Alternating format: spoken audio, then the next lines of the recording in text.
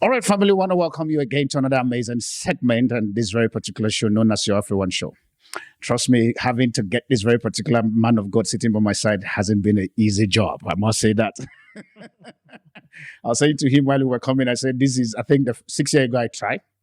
A few days ago, I think a few months ago, I still tried, not until somewhere around this week, And I appreciate him. I appreciate him for the good job he's doing. And one of the big sides that I have seen him all the time, for those of you who know him very well, he's been on I think it's called, there was a time it was Abba Fundina, Abba Bishop, so sometimes I can't even remember which one is which again.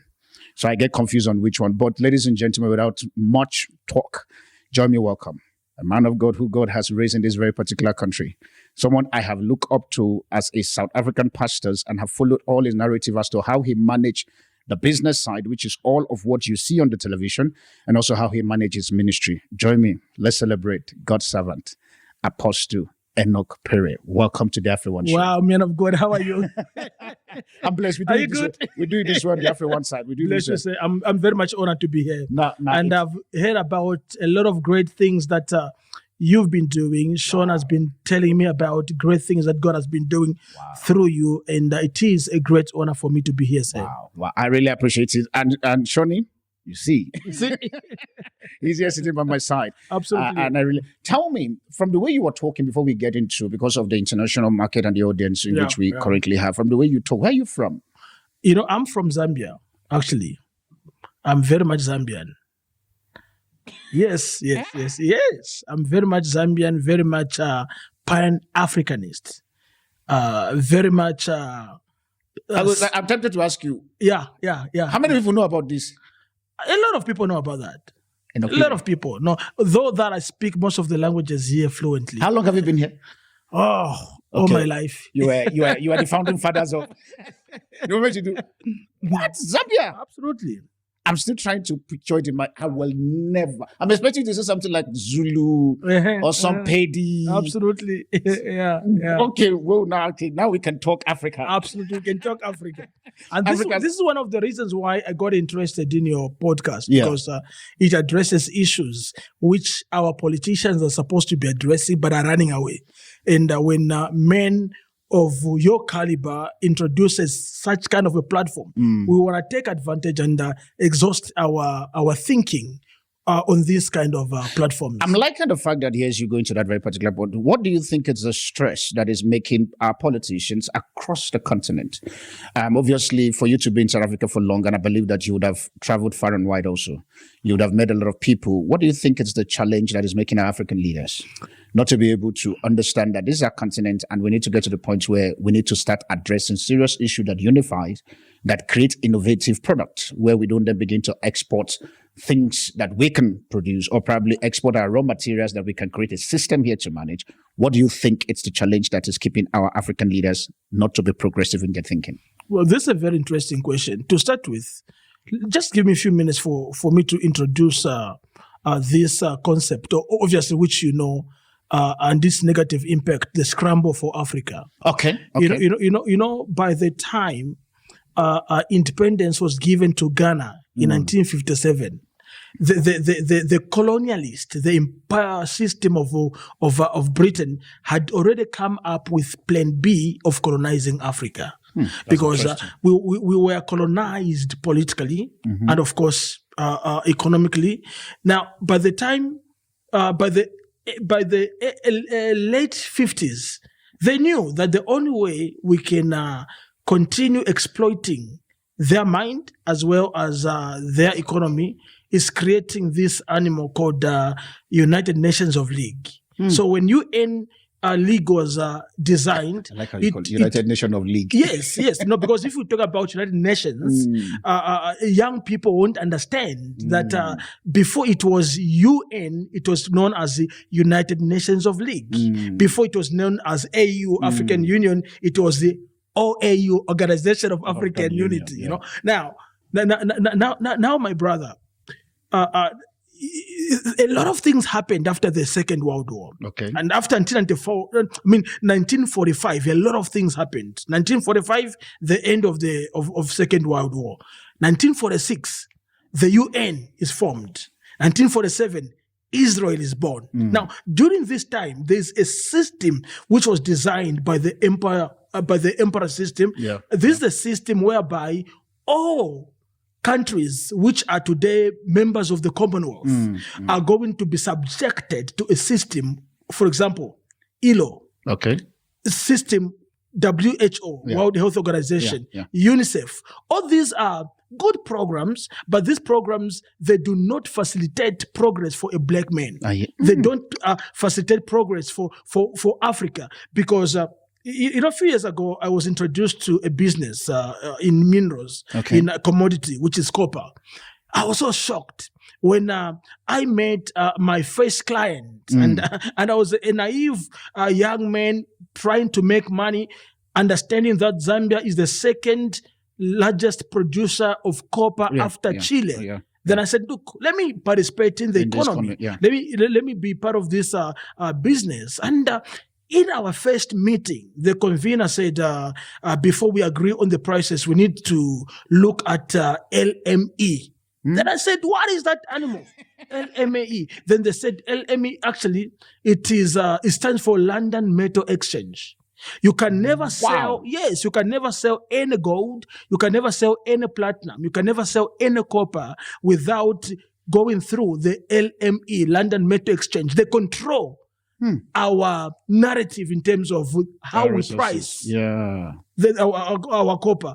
ILO controls how oil is priced in the whole world. So now my point is, my brother, we need to come up with a way as Africans of how do we deal away with this block which has been designed, which makes us to be subjected to their systems, to their system. Yes. Because whether you and me like it, it's so nice for our country to celebrate independence once a year. So beautiful.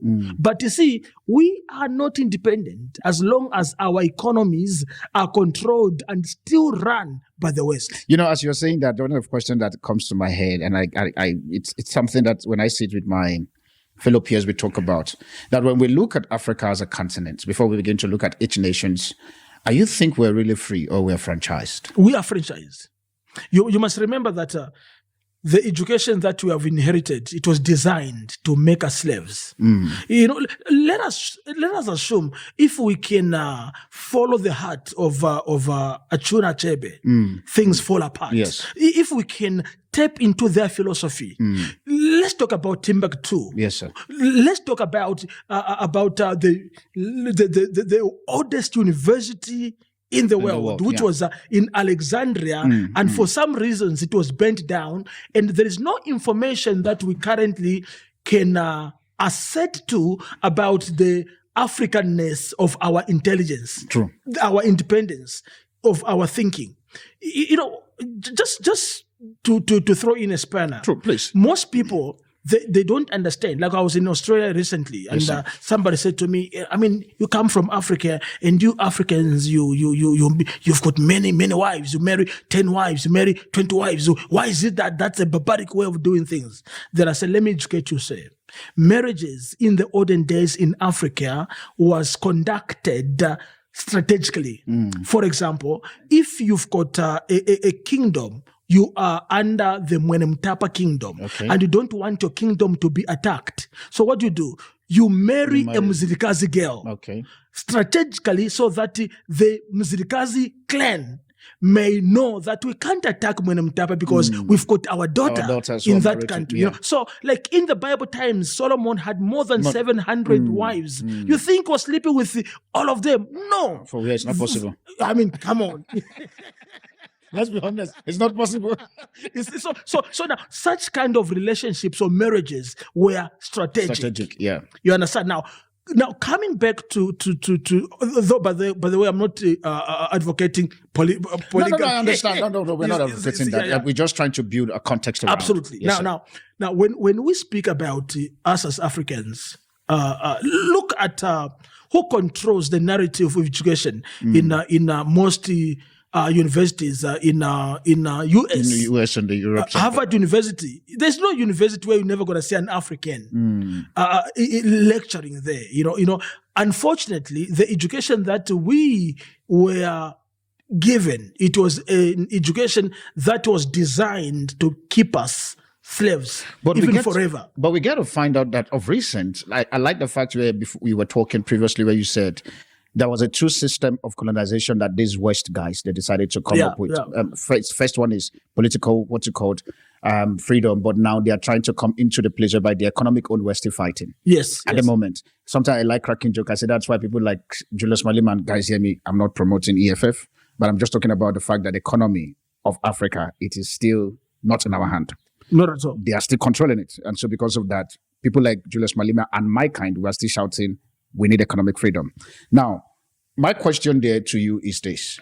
We get to see that the system of education that they give us in Africa seems to look as if it is not complete, for lack of a better word. Yes. But at the same time, you find Africans who are literally, for lack of a better word, killing it abroad, killing it in the West. Our talent and our gift, our skillmanship, our professionals, they are now being exported by systems whereby they are willingly now going to the West. Before the West were the one coming, now we are the one willingly going to the West. So my question there is it a question that our system of education was not properly channeled to help us, or the system that they've introduced to us is the fact that is a second colonization system where we will not go to their continent to colonize them, but we will put a system that will make them leave Africa and come to our West, where we can then be able to, for lack of a better word, your second colonization system. Absolutely. Because that's because we need to, first of all, clear that part. How do we then begin to look at it? Africa, we have, for example, I remember I brought Tumi Morake. Tumi Morake was saying to me, because she stays at the state now, and she was saying to me that of recent she went to the hospital and she's looking at all the doctors' name on their plaque and stuff. They are Nigerian doctors, South African doctors, and all of those things. And she's wondering, this place is built by us, Africa. Yes. So my question then back again is this. Is it an issue of the education, or is it just an issue that the policy and the system that we put in place is really not helping our own people? Okay, let me answer it in this way, man of God.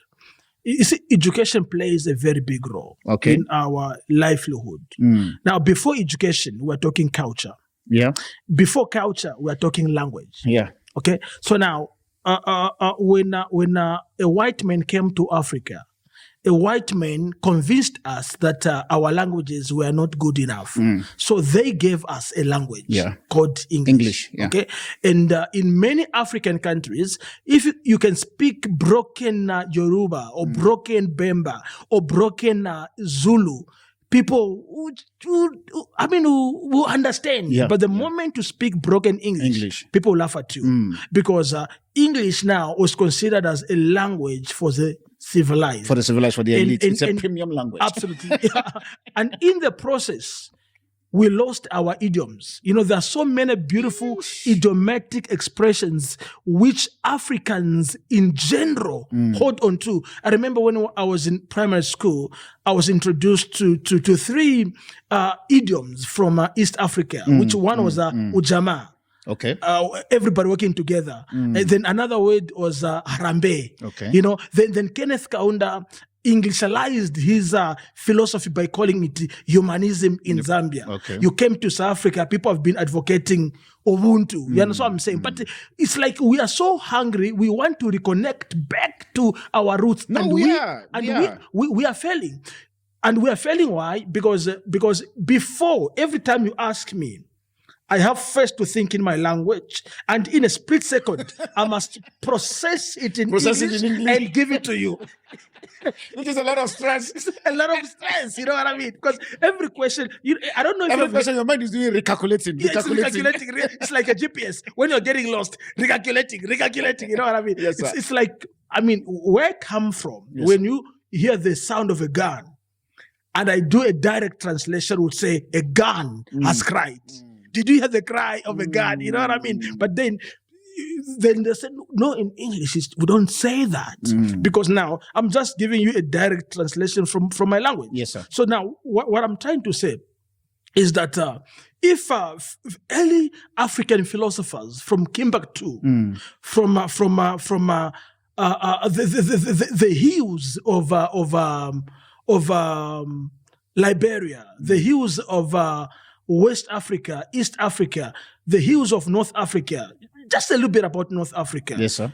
My brother, the Africa the Egypt of 500 years ago is not an Egypt of Arabs. Obviously. The Egypt of 500 years ago, it was an Egypt of the Cushites, Yes. the Nubians, a black person, a man who is burnt skin, even up to Mesopotamia, up to Iran. What was Iran called? Persia. Yeah. All that was the territory which a black man controlled. occupied, yeah. Now, colonialism was initiated in order to, I spoke about language. Yeah. Because if I want to control you, I need to replace your language. Obvious. Because the moment I replace your language, you've got no right ways of crying out for help. I don't know how, if I want to beat you up, I don't know how you can cry out for help in your language.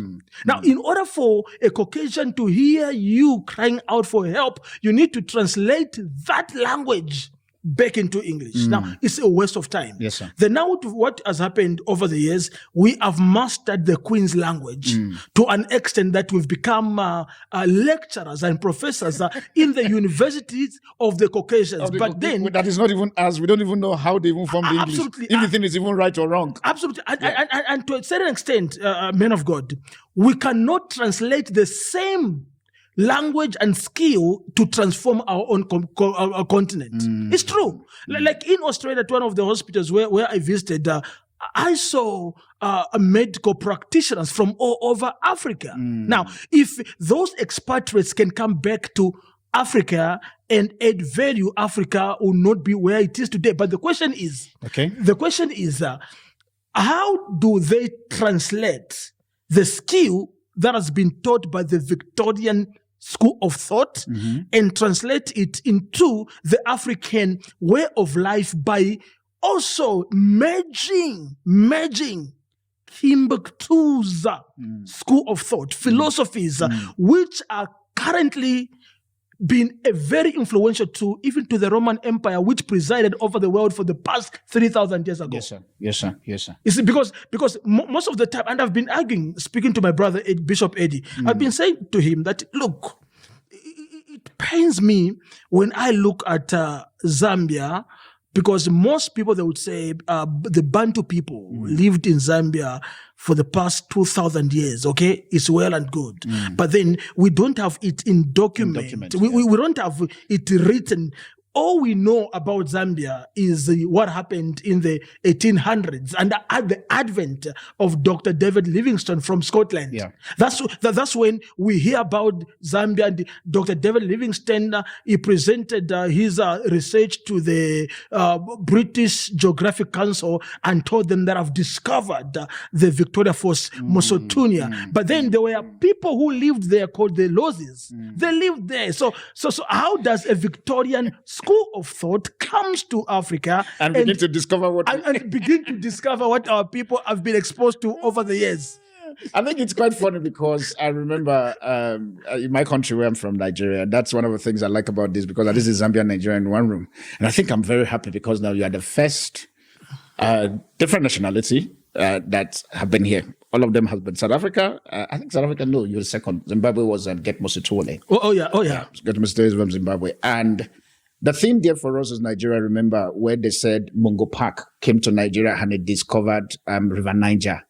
And I'm like, so we in Nigeria, that same river is where we drink water. Yes. Then somebody from UK will come and come discover river. Discover it.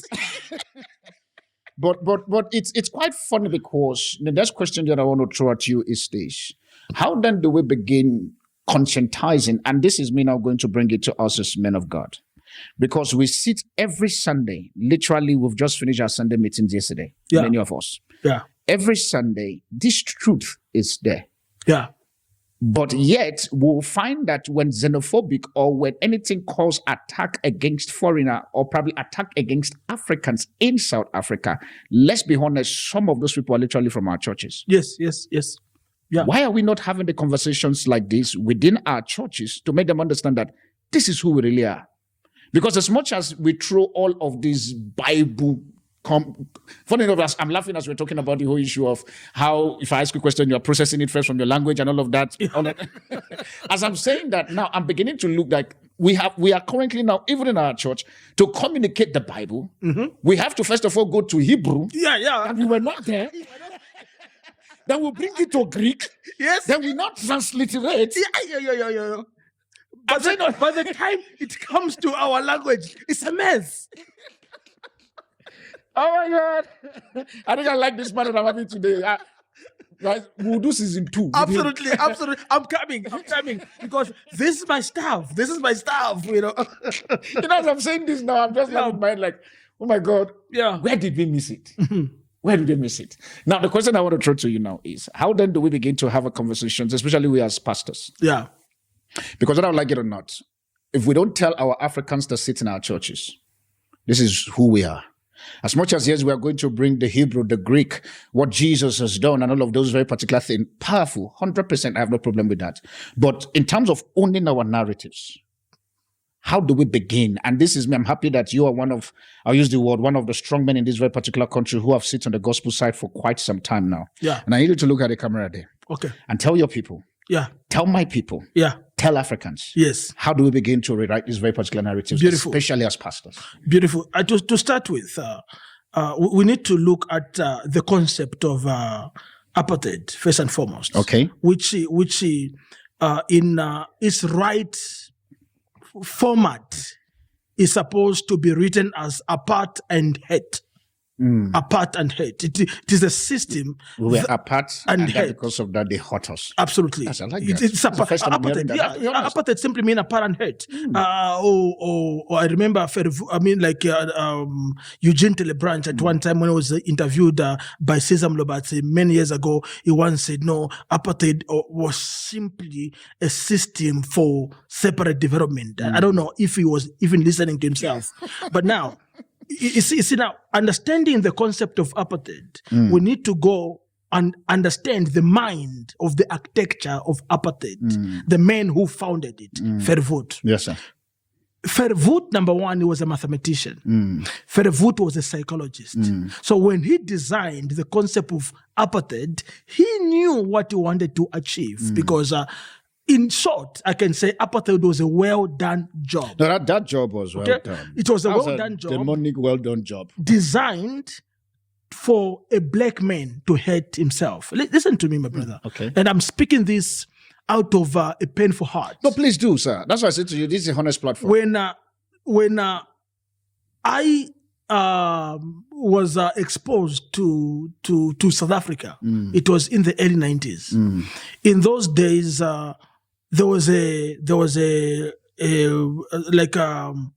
friction between the Zulus and the Xhosas, and most Tonga speaking people are not even accepted in most of the communities. True. Were considered to be outsiders, outside foreigners. And there were a lot of Xhosa, Shangane friends or Tonga friends who were picked up by the police because they were too dark to be South Africans. Wow. And then when you look at the repercussion thereof, it's what apartheid embedded in people. Now, when the Nigerians have left South Africa, Zimbabweans have left South Africa, Mozambicans have left South Africa, do you know what's going to happen?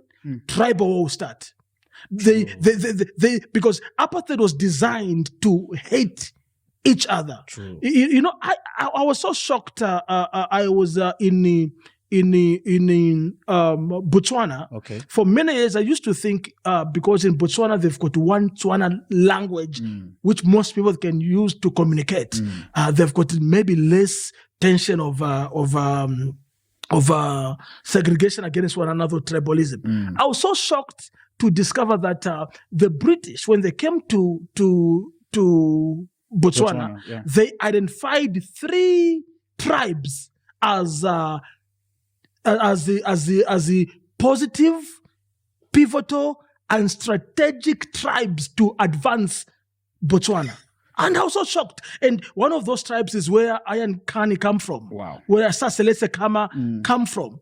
They were identified. Why? Because in order for segregation or racism to prevail, there must be a division of within this people group. Yeah. You go to Namibia. In Namibia, we have seen the Herodi people fighting with another group of people and there was actually almost genocide in Namibia. You go to Rwanda, the Hutus and the Tutsis. True. What am I trying to say? You see, the concept of apartheid came to make us look at each other as different people. So now, for us in churches, in order to successfully unite Africa as a nation, we need to understand the concept of Jesus Christ when he said, love your neighbor as you love yourself. Most people, they try to theologize or spiritualize an incident when Judas Iscariot dipped first. Remember what Jesus said? That the one who's going to dip first in the cup is the one who's going to betray me. Yeah. So people say, no, Jesus, why did he allow Judas to do that? Or why did Judas do that? Because the word Iscariot, now we're coming back to Greek. Iscariot means an outsider. Okay, yeah. So now, in the Bible times, an outsider was given first preference in the Bible times. So during the time of Jesus, people like Judas Iscariot, because he was an outsider who lived in the Judean community, he was given first preference. Even in terms of seating arrangement, Judas always sat closer to Jesus because he was an outsider. So the kingdom principle of brotherhood, Philadelphia, has to be based on giving first preference to an outsider. And this is how God is going to heal our continent. But also, men of God, let's not even go far. There's a show I was doing on Moja Love called Abafundis. And I think I want us to pause there so that we can go on a break and stuff. Beautiful. We'll pick it up from your show on Abafundi. And in that very particular one, I also want you to, while we go on this break, for you to just meditate as to what will be the strategic move as us as Mfundis to literally help our people out of these colonial systems that have made them think that a fellow black man is to be hated, but the other race is to be loved. Yeah. We'll be right back, family. This is Studio AfriOne Show. I know for the first time for some of you, be like, man, is this Bishop Enoch Phiri talking like this? That is why it's called the AfriOne Show. I'll see you just now. All right, family, we are back again on the second segment, and trust me, sitting here with Bishop Phiri, it's been interesting. It's been interesting. I was saying to him off air that if we as African pastors in our own churches, individual of us, will come and begin to tell the narratives as to who we are, understanding our histories, and begin to use that to really conscientize our members. We will not find our members in our church when there's a xenophobic attack, they literally go out and attack one another. We will not find it. We will not. And this is a thing where, for me, I just feel that we as African pastors, maybe we have allowed, for lack of better word, the Western influence to influence our mindset to the point that we are not even standing for each other and really fight. Before we went on the break, Bishop, you were talking about your show about funding, as to the conversations you were having, because I don't want to lose that very particular thought before we get into. So let me leave it for you to now shoot. You know, one of the programs that we did on Ama Bishop, we did a study case. Okay. Because we wanted to really have a feel what is happening within the body of Christ.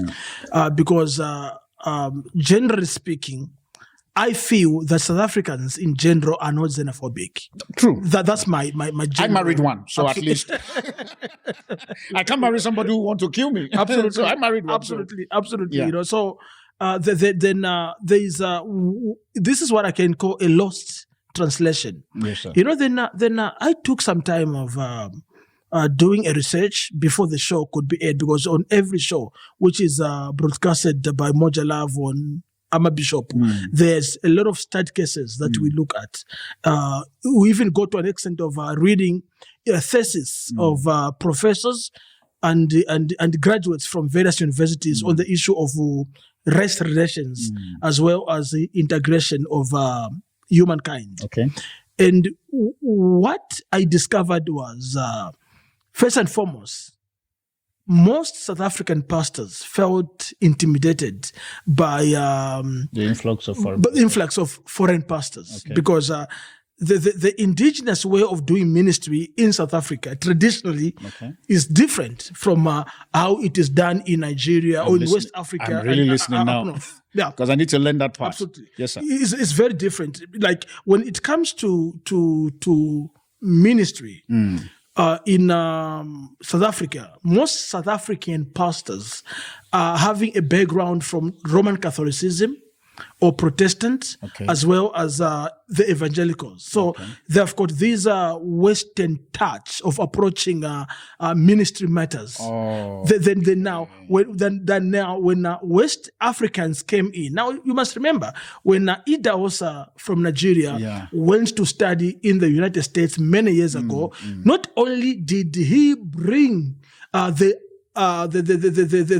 revival from Azusa Street into Nigeria, he also challenged Americans about the Nigerian way of persuading people to believe and trust in this God. So Nigerians were the first people in Africa, if not in the world, to blend the two, the Westernization of the gospel as well as the Africanization of the gospel. And so when they came down south, most of us in the southern region, including Zambia, we felt like, who are these people? We're not prepared for you. Who are these people? Which aliens are now, these ones? In the long run, there was a beef. And I'm speaking this from experience because I consider myself more South African in a way. You know, there was a beef between the local pastors, South Africans, and the ones that were coming from from West Africa, because a man from West Africa would fill up a stadium, which was very strange and foreign to South Africa. We used to fill up tents. Okay, we used to fill up a tent. If you've got 500 people, if you've got 500 people, 1,000 people coming to your services in a tent, that was a big thing happening. So the shift brought a lot of intimidation, even among men of God, and even with, by the way, with Zalele Mpokazi during with the gospel powerhouse. We did a program a few years ago where we were discussing the beef between foreign pastors and local pastors. People don't want to talk about it. No, people don't want to talk. But that beef exists. My brother, when we did the show on Moja Love, it was so shocking how angry some of the local pastors were towards foreign pastors.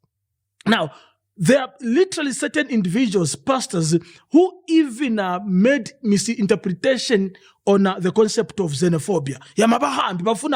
On the pulpit. I've heard, I can't mention these pastors. No, please, don't mention. For the sake of national unity. For the sake of AfriOne. There were pastors who were literally propagating hate on the pulpit. I've also experienced that also, where I think I've shared it on this place where my wife and I went to Stanton driving, whatever, that place there to do one of her niece's driver's lessons.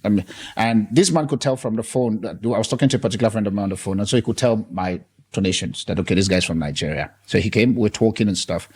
Sir, my wife bear me witness. And as I'm saying this, she knows the story. The hate at which this elder threw at me. I promise I was driving, coming back, I was saying to my wife, I said, no, because I know that God has ordained me to be here. Yeah. I'm gone. Wow. I'm like, no, it was so painful to the point that by the time we finished the conversations, and this is a thing that I needed to also address. How then do we begin? Because part of what I could tell from his voice were transfer of aggressions of a crime that I never committed. Yeah. I never. Whatever these foreign pastors, like you were saying, or whatever the foreigners in this country, or probably the black Africans have done, it's quite, please, I think, don't worry, it's fine. We'll do it. Please help me with his water here so that he has water, so that he can drink his water and stuff. Sorry, sir, just help me with his water. Don't worry, it's still part of the show. So absolutely. These the shows are just done. Just taking up the water and just so that he can have his water, so that he can drink his water. And I don't want him to now be thirsty. And so part of the things there for me that I experienced with him was the fact that you could see the hate in his face. And I'm saying, yes, I recognize that what some of these foreign pastors have done can be painful, or what some of these Africans have done can be painful. And I said to him, I apologize. Let me help you. Let me just help you. Thank you. And I said to him, I apologize. But how long are we going to be living on the pain of the past instead of considering how we can then come together and really make something out of the pain that we all have experienced? I need you to help me address Africans and you who have been on the ground for longer than I am. How do we begin to let go of the pain? Let's facilitate exchange programs. Okay. By Ghana. Invite pastors from Botswana invite pastors from Ivory Coast invite pastors from Zambia. So in that way, then we realize that actually we are one. What separates us is just the borders which were designed by the colonialists. Exchange programs can help us to learn how to relate to one another. Especially when you come from Southern Africa. For some reason, I don't know how, you've got a certain perception towards people from West Africa. Until God gave me an opportunity of going to do ministry in Abuja, in Lagos, Port Harcourt. How was the experience like? Very beautiful. Nigerians are very wonderful people, very good people. You don't know their language, but you can feel the sense of being welcomed in their communities, and it was amazing. It was very amazing. Will you encourage your fellow South African pastors? Yes, a lot. And there's a lot of people that travel. And I was a few days ago, Shoni was telling me about the school that they have adopted in Malawi, not in South Africa, in Malawi. Okay. And they are supporting that school. They're buying shoes for that school. They're buying uniforms. There are a lot of South Africans who are doing business in Nigeria and South Africa. I met a lot at ShopRite in Lagos. They are married Nigerian women, and some South African women are married to Nigerian men. So I think it is. I'm an example. Absolutely. I think we just need to amplify the volume so that people may hear more about success stories of mixed marriages between West Africans and Southern Africans. It is so beautiful. But also to a certain extent, I was talking to my brother as well, I was coming here, that one very disturbing element in Australia when they report crime, they always say a man with African descent was arrested for 1, 2, 3. They have got this system of racializing a crime, and if we can get to a point whereby we say a crime is a crime. I remember there was a time when people were talking about pastors who used doom. It wasn't a Nigerian pastor. It was a guy from Limpopo. They talk about a pastor who was feeding people grass. And the other one again was snake or something and like snake. that. And these are not Nigerian pastors or pastors from outside South Africa. These were local pastors. So education must be catered for both local pastors as well as foreign pastors. But then, to a certain element, when it comes to xenophobia, I'm very much convinced that they are perpetrated by a third force with criminal intent. Just to root and steal. Just an example of what happened a few years ago when the former president of the country was arrested. People are just opportunistic. They just want to play on the feelings of the weak. When there's somebody who's vulnerable, then they want to take the law into their own hands. So, my brother, I've traveled across South Africa. I've done ministry in rural areas in South Africa, in places like Ndwedwe, in places like townships like Kanyamazane before I came to Soweto. And as you travel around, people are receptive. People welcome you. People want you to be among them. But now, the third force, which once more, I'm going to go back, my brother, to the white controlled media. Because in South Africa, a black man doesn't own a narrative. He doesn't own a narrative. I feel like jumping up to absolutely.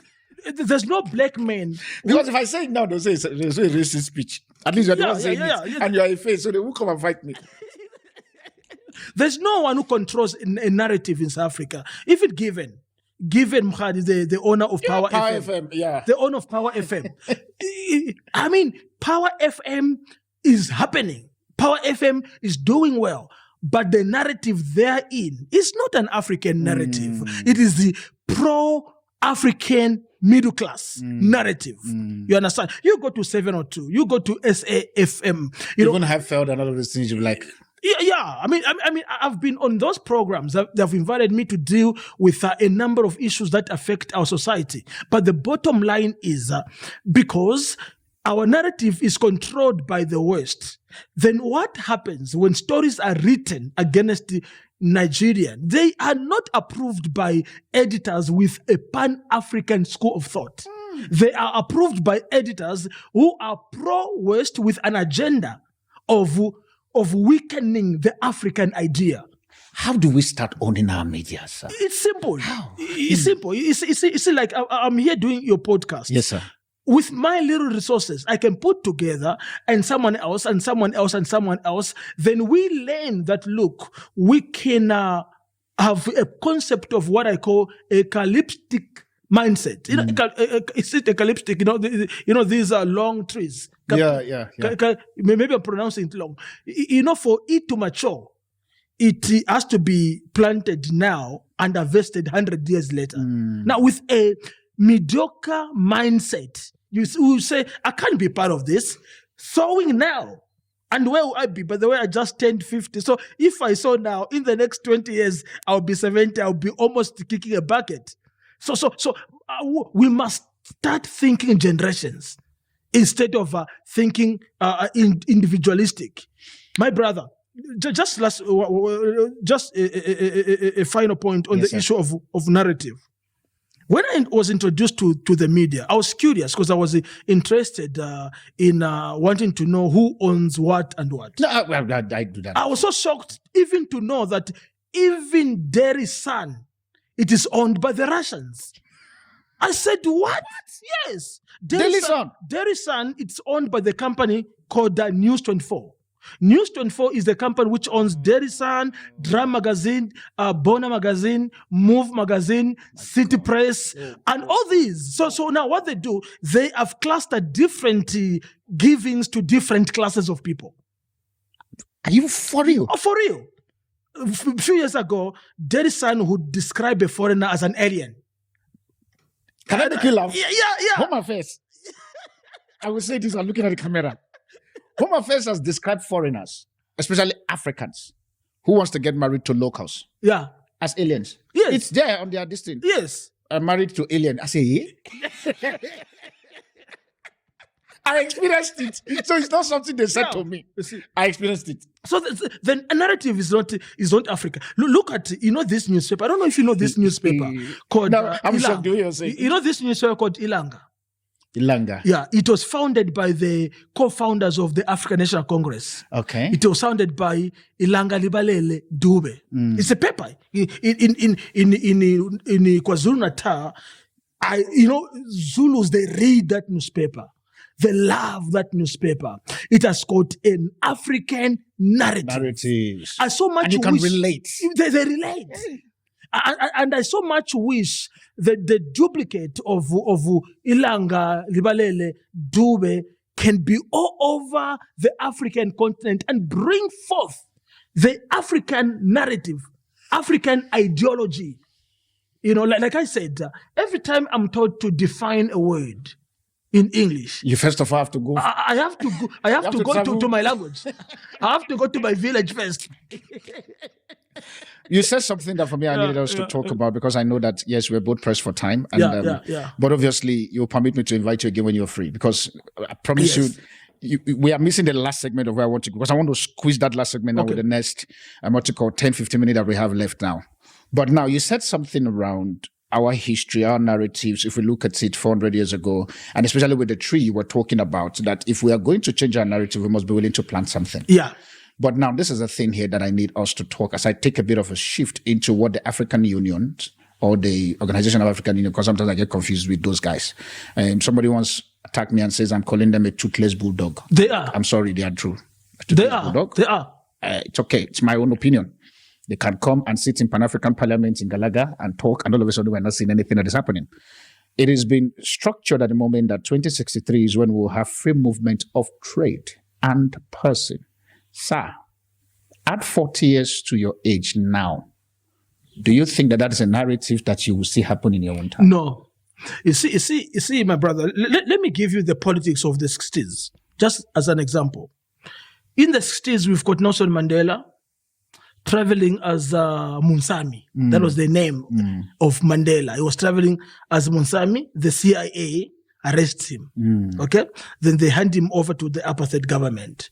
In the 60s, we've got Kwame Nkrumah, who is more Pan-African. He was a true Pan-Africanist, though cancer and other politics within his own country derailed him. I don't want to go into that, but I still celebrate him as one of the great pioneers. Then we've got Julius Nyerere. This is happening in the 60s. We've got Julius Nyerere, who is a teacher. He's a teacher, and he's got concepts which needs to be dissected and unified to the African people. Then we've got Patrice Lumumba, who is standing for the liberation of the Congo-Brazzaville people, for the people, so that they may see freedom and be liberated from the French and the Belgians. And then he's set up by foreign forces, and foreign forces replace him with Mobutu Sese Seko, who was a journalist and was seen from the beginning that this young man has got a potential of being a sellout. What did they do? They embraced him and they brought him. Let me talk about South Africa. South African apartheid government adopted Jonas Savimbi. They adopted Jonas Savimbi and gave arms to Jonas Savimbi in order for Jonas Savimbi to destabilize the region. Let's go up Africa to Zambia. We see Kenneth Kaunda, a Pan-Africanist with a concept of humanism. He wants to propagate this concept and help other African countries to gain independence, including Zimbabwe, including Mozambique. What happened to Kenneth Kaunda? Kenneth Kaunda remained vigilant, and Zambia was suffocated by sanctions from the West because he couldn't propagate his philosophies without that trade that we spoke about. I actually made a mistake. I said ILO. It's supposed to be OPEC, the one that controls oil. Now, the point that I'm getting to is we cannot, as long as we have puppet leaders, even today in South Africa, as we have people like Julius Malema, I'm not ashamed to say I support him because Julius Malema has been very vocal on the issue of One Africa. No, he is. I must give it to the guy. And he has openly said, if you are going to hate another black brother from another country, and on the expense of giving me my job, on the expense of giving me your vote, keep your vote. So what I'm trying to say, my brother, even here in South Africa, we have puppet leaders who are going Nicodemously, if I can use the term, to our former colonialists and beg for money so that they can come and seat the African ideology. Because the war that we are fighting with... Mbeki then, that time I'm like... Look at Thabo. Thabo's propaganda... Okay, let me not use the word propaganda because it's negative in today's language. But Thabo's thirstiness for the African Renaissance was not supported. Even AU never supported. Do you know why? AU never supported Thabo Mbeki's position. Why? Because some of our leaders were Nicodemously going to Libyan leader Gaddafi. Because before Mbeki, Gaddafi was talking about one Africa. True. He was talking about one Africa, and many Africans were going to Gaddafi, including the Ugandan president, the crazy one. So what's Museveni? Not Museveni, even Museveni has gone to Gaddafi. Then now when Mbeki came, they would come to South Africa to Thabo Mbeki and beg.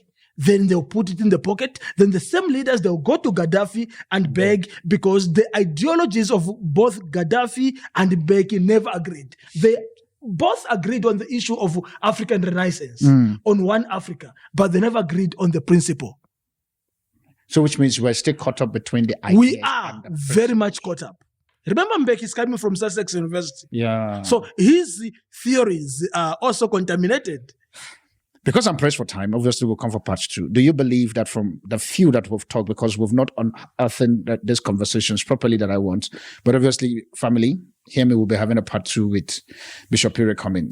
He has some things he needs to do quickly, and I really appreciate you for that, for coming and to put this very particular. I think it really shows that you carry this AfriOne ideology. Absolutely. You do carry it, and I really celebrate and appreciate you for that. Obviously, knowing too well that you are a strong man of God in this very particular country and across Africa, and yet you could prioritize your continent, yes, sir, and the narratives. Do you believe that, second to last question I'm going to ask you, do you believe that Africa will ever get to the point, from all you have said, will ever get to the point where we'll become one? It will, though it will take a century or even more. You know, my brother, this is not a conspiracy theory. Robert Mugabe, when he was the president of Zimbabwe, he was targeted by a group of people in England who called Morgan Tsvangirai in that meeting, and the discussion was to assassinate Mugabe. Then, after assassinating Mugabe, the military must take over and hand over the government to Morgan Tsvangirai. It is on tape. Wow. And this is not I'm not thumb-sucking. Something that you know. I don't do conspiracy theories. Now, that shows you that it is easy for even the kind of current leaders that we have to be corrupted. So we need the whole narrative to change from primary school to high school, then to university. We need to redefine. I would say, this is Wahala. We have serious wahala. My brother, we would really need to redefine ourselves and properly position ourselves in the global in politics. Maybe the last thing. Just as an example, okay, I've already mentioned that I was in Australia. While I was in Australia, there was a bill there was a referendum in Australia about the Aboriginal people to be considered as one group of people, so that they can be a referendum. You know, it's a long story, but I don't want to go into that. Then then there was a referendum, and people were voting throughout Australia if the Aboriginal people must be incorporated into the current constitution, and each group be given ample rights. And guess what? One of the Aboriginal leaders, he stood on a national television and said, "We, as the Aboriginal people, we are not ready to govern ourselves." Jesus Christ. Then I said, "Oh God, there is a sell out. There is a brother who sells out in every community." Wow. When he was talking on TV, I said, "That's another Mpimpi." And they're everywhere. No, they are. Even here in Africa. No, so that's why we are moving backwards. Family, we'll pause here, because I can't say we would stop. Pause. Go drink water. Try and find yourself with your good cup of coffee, because by the time we're going to be doing the episode 2 of this very particular show, is going to be, we will really unearth it, go naked, and just talk a way out. Absolutely. As to how this will happen. Man of God, I celebrate you. My brother, love you. I have to stop here because I need to respect your time. You need to get going and do some certain things. Absolutely. But family, please, how can people find you on if you have any social media platform? Yes, I'm on 3 platforms. On Instagram, I'm Enoch F. Phiri. Enoch F. Phiri. On Facebook, I'm Enoch Phiri. Okay. On Twitter or X. Yeah. I am Pastor Phiri 1. Pastor Phiri 1. There's no 2. The only one. Any other one? Absolutely. It's a counterfeit. If there's another one, it's a counterfeit. You are the original copy. I'm the original copy. Any other one photocopied from you. Absolutely. Man of God, I celebrate you. Family, we've come to the end of this very particular show. Please watch out for part 2. We'll be coming and we'll be talking. We've not even talked about anything that has to do with leadership. We've not adjusted a bit of a narrative as to how we can then begin to form the AfriOne mindset and what are the systems and structure that we need to do. These are a few questions questions that I'll leave him to go with. And also by the time he's going to come back again, he's going to tell us how do we now begin to structurally create a unity government from his own point of view. How do we innovate as Africans? And finally, what are the structure that we need to build to elevate one another? These are questions I'm leaving with him so that you can watch out for the part 2. So by the time he's going to come back, don't be shocked when you see books. Yeah. And I'll make sure that all my teams are completed, that they'll do a shot from the top. Absolutely. As he's opening all the books, because it's going to be another new segment.